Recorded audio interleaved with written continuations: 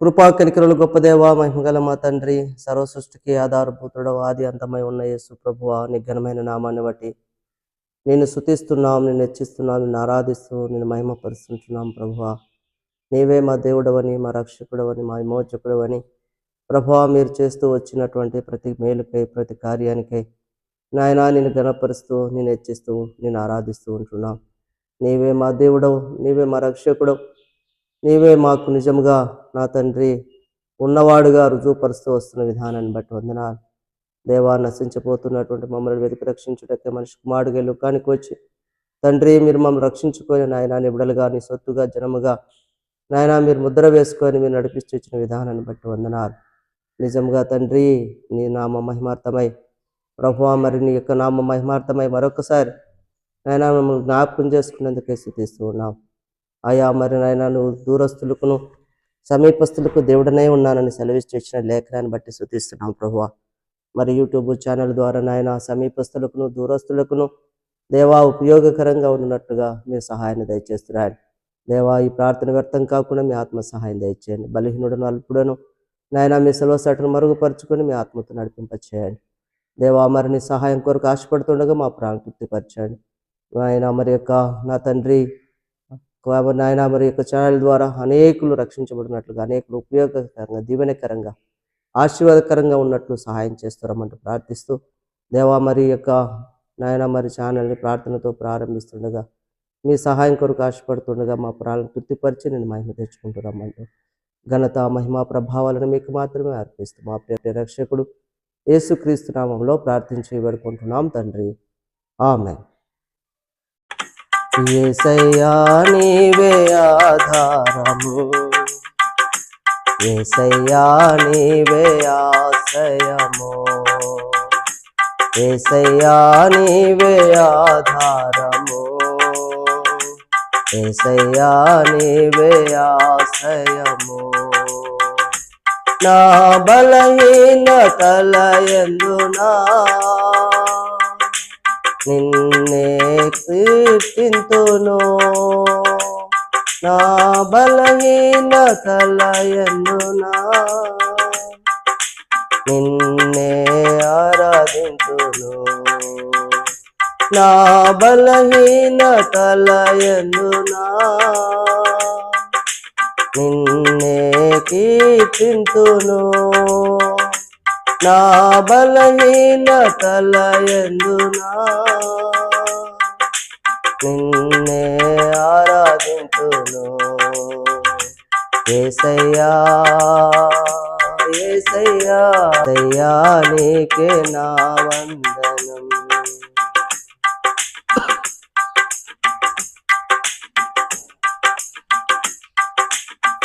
యాకోబు వలె నేను అరణ్యములో ఒంటరిగా నేను పండి ఉండగా, యాకోబు వలె నేను అరణ్యములో ఒంటరిగా నేను పండి ఉండగా, నాకు తోడే ఉన్న దేవా నీకే నా వందనం.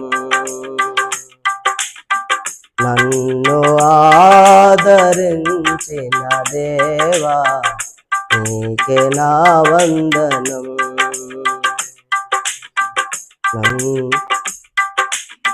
నాకు తోడై ఉన్న దేవా నీకే నా వందనం. నన్ను ఆదరించిన దేవా నీకే నా వందనం. యేసయ్యా యేసయ్యా యేసయ్యా నీకే నా వందనం. యేసయ్యా యేసయ్యా యేసయ్యా నీకే నా వందనం.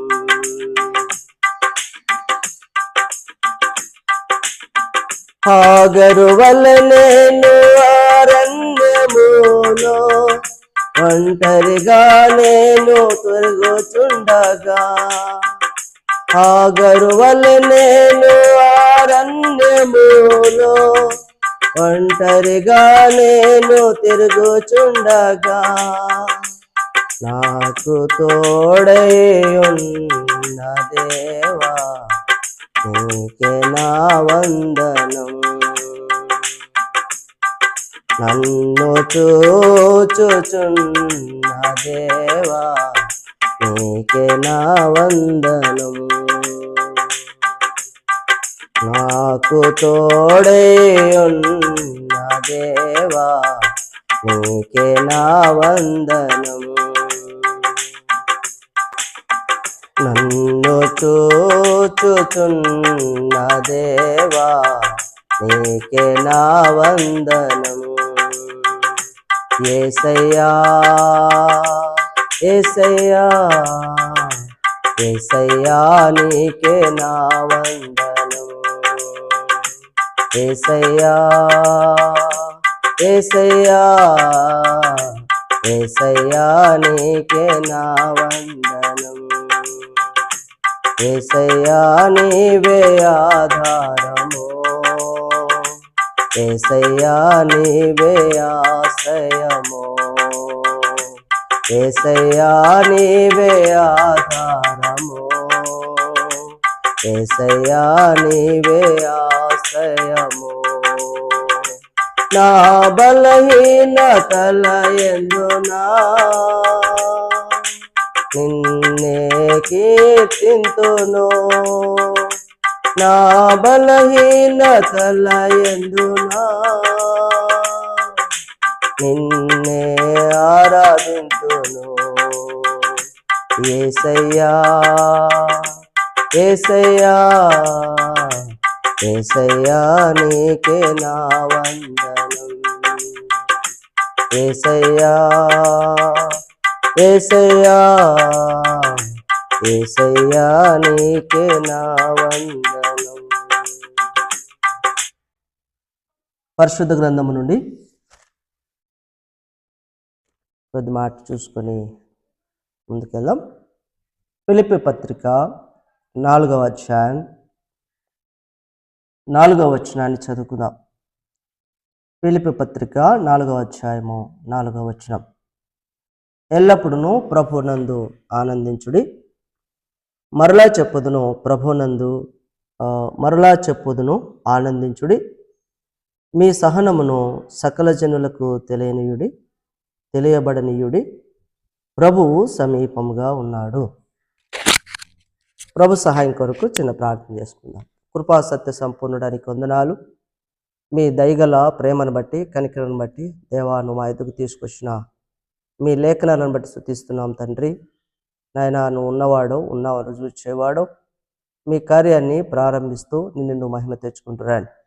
అల్పుడను బలహీనుడనని శివసాటున మరుగుపరుచుకొని మీ ఆత్మచేత నాయన నడిపిస్తూ మీరున్నవారు రుజువుపరుచురాను. దేవా విత్తబడుతున్న వాక్యం అనేకులకు దీవెనకరంగా ఆశ్చర్యకరంగా మేలుకరంగా రక్షణకు మార్గం చూపించే విధంగా ప్రభువా మీరు సహాయపడుతూ నాయన మీరు సమీపంగా ఉన్నారని అనేకులు గుర్తెరిగే విధంగా సహాయపడు నేను ఉన్నవాడు రుజువుపరుచురామంటూ సమస్త ఘనతకు మహిమకు అర్హుడవై సహాయపడి యేసుదేవుడిగా ఉన్నందుకే స్తుతిస్తూ మా ప్రియరక్షకుడు యేసుక్రీస్తు నామములో ప్రార్థించి ప్రారంభిస్తున్నాం తండ్రి, ఆమేన్. పరిశుద్ధ గ్రంథంలో రాయబడిన ఈ కొద్ది మాటలు పరిశుద్ధాత్మ దేవుడు మన వినికిడిలో సహాయం చేయనుగా. మనం ఇందాక చదువుకున్నటువంటి లేఖన భాగాన్ని బట్టి చూస్తే ప్రభునందు ఆనందించుడి, మరలా చెప్పుదును ఆనందించుడి. ఆనందం లోకంలో మనము సహజంగా చూస్తూ వస్తున్నటువంటి ఆనందాలను, మరి లోక సంబంధమైనటువంటి సంతోషాలను, లోకంలో ఉన్నటువంటి సుఖభోగాలను మనము గమనిస్తున్నాం, చూస్తూ ఉన్నాం. వాటిలో కూడా మనము పాలిభాగస్తులుగా ఉంటూ ఉన్నాం. అయితే పరిశుద్ధ గ్రంథంలో నిర్గమకాండం 32 అధ్యాయాలు మనం చూసినప్పుడు మరి ఇశ్రాయేల్ ప్రజలు కూడా మరి వారి యొక్క బలహీనతను బట్టి వారి యొక్క జీవిత విధాన శైలిని బట్టి కొంతమంది వారి యొక్క జీవిత ప్రయాణాన్ని ఇక్కడ జ్ఞాపకం చేస్తున్నారు. చూడండి, నిర్గమకాండం 32 అధ్యాయంలో 6వ వచనం మనం చూసినట్లయితే మరునాడు వారు ఉదయమున లేచి దహన బలులను సమాధాన బలులను అర్పించిరి. అప్పుడు జనులు తినుటకు త్రాగుటకును కూర్చుండి ఆడుటకు లేచిరి. పరిశుద్ధ గ్రంథం తెలియచేస్తుంది, ప్రియా సహోదరి సహోదరుడా, లోకంలో ఉన్నటువంటి సంతోషం, లోకంలో ఉన్నటువంటి ఆనందం, లోకంలో ఉన్నటువంటి ఈ సుఖభోగాలను గురించి పరిశుద్ధ గ్రంథం మరి మనకు జ్ఞాపకం చేస్తుంది. అయితే ప్రభునందు ఆనందించేటువంటి వారి విషయం వేరు, లోకంలో ఆనందించేటువంటి వారి విషయం వేరు. భూలోక సంబంధమైనటువంటి ఆనందం వేరు, పరలోక సంబంధమైన ఆనందం వేరు. అయితే భూ సంబంధమైనటువంటి ఆనందం విషయంలో పరిశుద్ధ గ్రంథము మనకు జ్ఞాపకం చేస్తుంది ఏంటంటే, మనము ప్రభువునందు ఆనందించాలి అని. ప్రభువునందు ఆనందం ఎక్కడ దొరుకుతుంది మనకు అంటే, భూలోకంలో దొరకదు ఆనందం. భూలోకంలో ప్రభువునందు మనకు సంతోషము దొరకదు. ఎందుకంటే భూలోకంలో ఉన్నటువంటి ప్రతి విధమైన పరిస్థితులన్నిటిని బట్టి మనకు సంతోషాన్ని, ఆనందాన్ని ప్రభు మనకు కలగచేసిన ఇహలోక సంబంధమైనటువంటి జీవిత యాత్ర మనల్ని దుఃఖపరుస్తూనే వస్తుంది. మనం 1 గంట సంతోషంగా ఉన్నామా, 5 గంటలు దుఃఖముఖముతో ఉంటాం. లోక సంబంధంగా మనం గమనించినప్పుడు ఇశ్రాయేలు ప్రజల యొక్క జీవిత యాత్రలో కూడా వారు భూ సంబంధమైనటువంటి సంతోషాన్ని, భూ సంబంధమైనటువంటి ఆనందాన్ని ఇక్కడ అనుభవిస్తున్నారు. అయితే ఇక్కడ ఆనందం, సంతోషం భోజన పానములో ఉందని, వారు తీసుకునేటువంటి మరి ఆ ఫుడ్ లేదా ఆ భోజనాన్ని లేదా పానీయాన్ని వారు అనుభవించడం ద్వారా వారు ఆనందాన్ని వారు పొందుతున్నట్టుగా వారు జ్ఞాపకం చేస్తున్నారు. అయితే పరిశుద్ధ గ్రంథం తెలియచేస్తుంది, పరసంబంధమైనటువంటి ఆనందం భోజన పానం కాదు అని చెప్తుంది గ్రంథం. భోజన పానంతో మరి పరలోక రాజ్యంలో సంతోషాన్ని, ఆనందాన్ని మనం అనుభవించలేమన్నటువంటి లేఖనాన్ని జ్ఞాపకం చేస్తుంది. ఎందుకంటే పరలోక రాజ్యం భోజన పానముతో కూడినటువంటిది కాదు, అన్నపానములతో కూడినటువంటిది కాదు. భూ సంబంధమైనటువంటి వాటి విషయమై మరి పరలోక రాజ్యంలో ఎంత మాత్రమో అవకాశం లేదు అని చెప్తుంది గ్రంథం. కాబట్టి భూ సంబంధమైన సంతోషాన్ని, భూ సంబంధమైన ఆనందాన్ని అనుభవిస్తున్నటువంటి ఇశ్రాయేలు ప్రజల పక్షాన ప్రభువు ఇలాగ తెలియజేస్తున్నాడు. ఏమని తెలియజేస్తున్నాడు? ఇక్కడ మనము దేవుని సన్నిధిలో చేరువచ్చినటువంటి వారమై ప్రభువును వెంబడించేటువంటి వారముగా ఉన్నటువంటి వారి పక్షాన ప్రభువు ఇక్కడ మాట్లాడుతున్నట్టు లేఖనాన్ని చూస్తాం. ఇది ప్రభుని ఎరిగినటువంటి వారికి మాత్రమే, ఇది ప్రభును గుర్తెరిగినటువంటి వారికి మాత్రమే, ప్రభును విశ్వసించినటువంటి వారికి మాత్రమే ఈ లేఖనం వర్తిస్తుంది. ఇలాగ లోకంలో మనం చూస్తే ఎంతోమంది జీవిత యాత్రలు మనం చూస్తాం. అయితే భోజనం కోసమే, అంటే భోజనములో ఉన్నటువంటి ఆనందం, భోజనములో ఉన్నటువంటి సంతోషాన్ని బట్టి మరి ఒక వ్యక్తి తన జ్యేష్ఠత్వాన్ని నమ్ముకున్నాడని బైబిల్ చెప్తుంది. భోజనపానం కోసం చూడండి, మరి తినడానికి, ఆనందించడానికి, తినడంలో ఉన్నటువంటి ఆనందం. అయితే ఈ తినేటువంటి విషయంలో ఇక్కడ మనం ఏం చూస్తామంటే, బలహీనుడిగా ఉన్నటువంటి వారు ఆ భోజనాన్ని ఏం చేస్తున్నాడు? తన యొక్క జ్యేష్ఠత్వాన్ని నమ్మి చూడండి భోజనం చేస్తున్నాడు. అయితే బైబిల్లో చెప్తుంది, ఫిలిప్పీ పత్రికలోనే 3వ అధ్యాయంలో 19వ వచనం మనం ఏం చూస్తామంటే, నాశనమే వారి అంతము, వారి కడిపే వారి దేవుడు, వారు తాము సిగ్గుపడవలసిన సంగతుల యందు అతిశయపడుచున్నారు, భూ సంబంధమైన వాటి విషయం అందే మనస్సు నుంచుచున్నారు. ఇక్కడ మనం ఏం చూస్తాం? వారి కడుపే వారికి ఆనందం, వారి కడుపే వారికి దేవుడు. ఎందుకంటే ఈరోజు చాలా మంది ఏం చేస్తున్నారంటే, ఏం తింటున్నామా, ఏం తాగుతున్నామా, ఎక్కడ ఉంటున్నామా, మరి ఎలాంటి పరిస్థితుల మధ్యలో ఉన్నామా అని ఎవరు గుర్తించట్లే. తిన్నామా, తాగామా, ఆనందించామా, ఈ లోకంలో సంతోషించామా అన్నటువంటి దాన్నే మనం చూస్తూ ఉన్నాం. ప్రియ సహోదరి సహోదరుడా, నేను ఈ విషయంలో ఎందుకు మరొకసారి జ్ఞాపకం చేయాలని తలంచున్నానంటే, నేను కూడా ఒకప్పుడు భోజనపానం కోసం, అంటే లోక సంబంధమైనటువంటి సంతోషం, ఆనందం కోసం నేను కూడా ఒకప్పుడు లోక సంబంధంగా బానిసగా ఉన్నటువంటి ఆ మత్తు పదార్థాలకు బానిసగా ఉన్నటువంటి జీవితాన్ని నా జీవితంలో కూడా జ్ఞాపకం చేస్తున్నాడు దేవుడు. ఎందుకంటే నేను కూడా 30 కిలోమీటర్ల దూరం వెళ్ళి మరి ఆ యొక్క మత్తు పానీయానికి బానిసనై దానిలో ఉన్నటువంటి ఆనందాన్ని, దానిలో ఉన్నటువంటి సంతోషాన్ని, దానిలో ఉన్నటువంటి ఆ లోక సంబంధమైనటువంటి ఆనందం కోసం నేను కూడా ఒకప్పుడు బానిసగా ఉన్నటువంటి జీవితమే. అయితే పరిశుద్ధ గ్రంథం తెలియచేస్తుంది, లోకంలో ఉన్నటువంటి ఆనందం వేరు, ప్రభువులో ఉన్నటువంటి ఆనందం వేరు. ప్రభుతో ఉన్నటువంటి సంబంధం వేరు, లోకంలో ఉన్నటువంటి సంబంధం వేరు. అయితే ఇశ్రాయేలు ప్రజల జీవితంలో మనం ఏం చూస్తున్నాం? వారు తినుచు తాగుచు ఆనందించుచు కేకలు వేయచ్చు, మరి ఇంకా వారి యొక్క ఆనందాన్ని వ్యక్తపరుస్తున్నారు. ఈ నిర్గమాకాండంలో వారు ఆనందాన్ని వ్యక్తపరుస్తున్నారు. వారు ఎలాగ ఆనందాన్ని వ్యక్తపరుస్తున్నారంట, వాళ్ళు ఎలాగా వారి ఆనందాన్ని వారు ఏ విధంగా వ్యక్తపరుస్తున్నారు చూడండి. 17వ వచనం, నిర్గమకాండం 32 17వ వచనం. ఆ ప్రజలు పెద్ద కేకలు వేయిచుండగా యెహోషువ ఆ ధ్వని విని పాలెములో యుద్ధ ధ్వని అని మోషేతో అనగా. గమనించండి, ఇక్కడ మనం ఏం చూస్తున్నాం? వారు పెద్ద పెద్ద కేకలు వేస్తున్నారు. 19వ వచనంలో, అతడు పాలెమునకు సమీపింపగా ఆ దూడను వారు నాట్యమాడుటను చూచెను, అందుకు మోసే కోపమును మండిని. ఇక్కడ మనం ఏం చూస్తున్నాం? వారు కేకలు వేయడం కాదు, వారు నాట్యాలు కూడా చేస్తున్నారు, వారు డ్యాన్సులు వేస్తున్నారు, వారు ఆనందాన్ని వ్యక్తపరుస్తున్నారు, వారు సంతోషాన్ని వ్యక్తపరుస్తున్నారు. భూ సంబంధమైనటువంటి సంతోషం, ఆనందం కోసం ఇశ్రాయేలు ప్రజలు మరి నిత్యత్వాన్ని నిత్యరాజ్యమైనటువంటి పరలోక పట్టణాన్ని కోల్పోవడానికి ఇక్కడ మరి వారి వ్యక్తిత్వాన్ని జ్ఞాపకం చేస్తున్నాడు దేవుడు. వారి జీవితంలో చూస్తున్నాం పడిపోయినటువంటి జీవితం, లోక సంబంధమైన సంతోషాన్ని ఆనందాన్ని అనుభవించుటకై ఇశ్రాయేలు ప్రజలు కేకలు వేస్తూ నాట్యమాడుతూ మరి వారి జీవితంలో ప్రభువుకు మరి అసహ్యకరమైనటువంటి జీవితాన్ని జీవిస్తున్నట్టుగా జ్ఞాపకం చేస్తుంది గ్రంథం.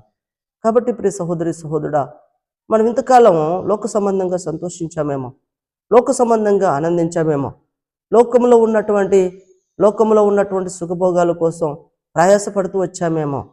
అయితే ఈ కడవరి కాలం చివరి దినాల్లో మరి ప్రభువు మనతో మాట్లాడుతున్న లేఖనం ఏంటంటే, ప్రభునందు ఉంది ఆనందం అని. ఇది శాశ్వత కాలం ఉంటుంది, ఇది నిత్యత్వం. అంటే నిత్య రాజ్యమునకు వారసులుగా ఎంచబడినటువంటి వారికి ప్రభువు సమీపముగా ఉండి వారి కొరకు సిద్ధపరిచినటువంటి ఆనందం ఇది. ఇది వారి కొరకు సిద్ధపరిచినటువంటి సంతోషం ఇది, వారి కొరకు సిద్ధపరిచినటువంటి పరలోక పట్టణం ఇది. ఇక్కడ ఆకలి దప్పులు ఉండవు, ఇక్కడ శ్రమ ఉండదు, ఇక్కడ కష్టం ఉండదు, ఇక్కడ ఏ విధమైనటువంటి రోగం ఉండదు, బలహీనతలు ఉండవు. ఇక్కడ నిత్యము ఆనందించేటువంటి, ఆ సంతోషించేటువంటి, మరి ప్రభుతో కూడా ఉండేటువంటి గొప్ప భాగ్యాన్ని ప్రభు మనకు అనుగ్రహిస్తున్నాడు.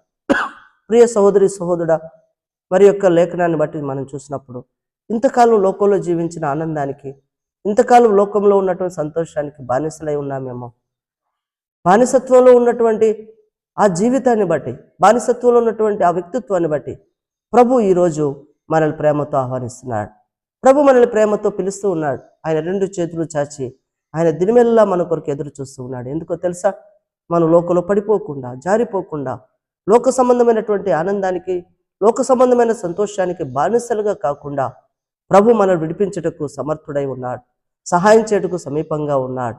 కాబట్టి పరిశుద్ధ గ్రంథం తెలియజేస్తుంది, రోమాపత్రిక 8వ అధ్యాయంలో, ఇదిగో ఆయనను ప్రేమించు వారందరికీ ఆయన సమస్తమును సమకూర్చి జరిగిస్తూ ఉన్నాడు.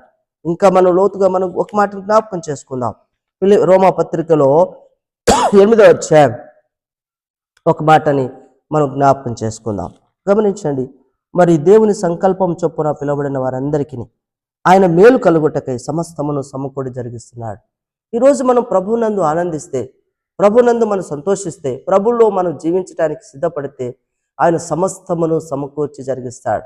సమస్తం, అది ఏదైనా కావచ్చు. బలహీనులను మరి ఆయన బలవంతులుగా చేయుటకు సమర్థుడని గ్రంథం తెలియజేస్తుంది. అవును, నేను కూడా ఒకప్పుడు బలహీనుడనే.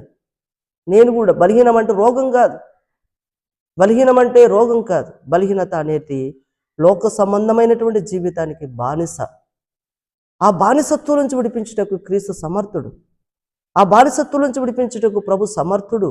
ఎందుకంటే అంధకార సంబంధమైన అధికారంలో నుండి విడిపించుటకు ప్రభువు సమర్థుడై ఉన్నాడు. కొలస్సీ పత్రిక 1:13 ప్రకారం మనం అంధకార సంబంధ అధికారంలో ఉన్నటువంటి వారిని ఆయన ప్రియ కుమారుడైన యేసుక్రీస్తు కృప ద్వారా మనల్ని విడిపించి, విమోచించి తన రాజ్యమునకు వారసులుగా చేయుటకు ప్రభు సమర్థుడై ఉన్నాడు.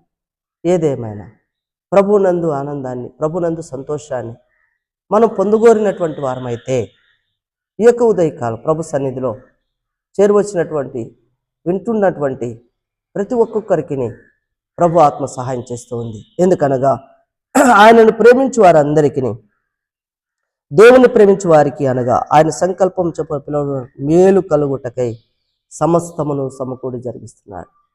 కాబట్టి ఆయన మేలు చేయటకే మనకి ఈ లోకానికి వచ్చాడు. ఆయన మనకు మేలు చేయటానికి, ఆయన మేలు చేయటానికి ఈ లోకానికి వచ్చాడు, మత మార్పిడి చేయడానికి కాదు. ఆయన వైపు చూసిన వారందరికీ వెలుగు కలిగినని బైబిల్ చెప్తుంది. కాబట్టి ప్రియ సహోదరి సహోదరుడా, ఈ యొక్క వారమైన మనము, ఈ మాటలు వింటున్నటువంటి వారమైన మనము ఆయనను ప్రేమించేటువంటి మనసు కలిగిన వారమై, ఆయనను ప్రేమించేటువంటి మనసు కలిగినటువంటి వారమై ఆయన వైపు చూసినప్పుడు ఆయన సమస్తమును మన కొరకు సమకూడి జరిగిస్తాడు. అందులో మేలు ఉందని బైబిల్ చెప్తుంది. ఆ మేలుతోనే మనం తృప్తిపరచడానికి ఏంటి ఆ మేలు? ఈ మాటను చూసుకొని ముగిస్తాను. ఏంటి ఆ మేలు చేశాడు ప్రభు? రండి, మొదటి పేతురు పత్రిక,